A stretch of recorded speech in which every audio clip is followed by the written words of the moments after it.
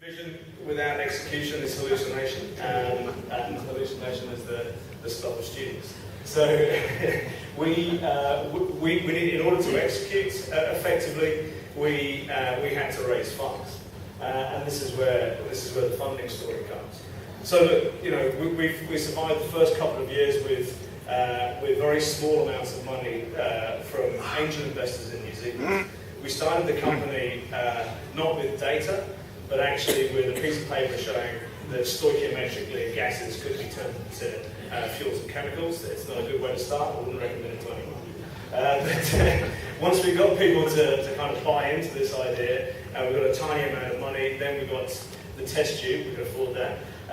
Then we brought in the bacteria. I'm not sure if we can still afford that. And we were able to show that we could fundamentally turn a gas into ethanol. Once we had that small bit of data, we were able to raise a little bit more funding. But you know, raising funding from angels is like the death of 1,000 cuts. So eventually, you realise that you actually need a meaningful amount of cash, and New Zealand probably isn't the best way to find a meaningful amount of cash, frankly. So we ended up getting on a plane and going to Sand Hill Road, where we bumped into a charming chap called Vinod Khosla, and he's got extraordinarily deep pockets. Pockets goes all the way down to his shoes. And he was very happy to invest in the company in 2007. That was a really big deal.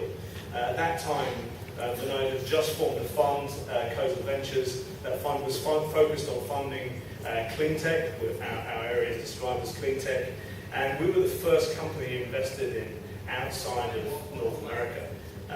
So he invested in people that were based in Auckland, New Zealand, and we had to show him where that was on the map. Since then, we raised money from in our Series B round from Chilling Ventures. They're a VC based in Shanghai. We raised money from more recently from Burrell through the Malaysian Life Science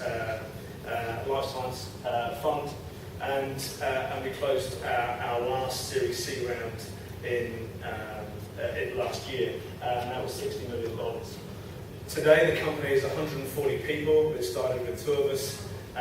We're based in Auckland, in Chicago, in Shanghai, and in India. We have staff covering a huge range of disciplines, reflecting the fact that we're developing a process from the fermentation of gases, the scale-up of that fermentation, the production of chemicals, so on and so forth. I think one thing we've done well is to focus on capturing IP. You know, when we started in 2005, you could count the number of patents in our area on one hand. I've got 5 fingers on that hand,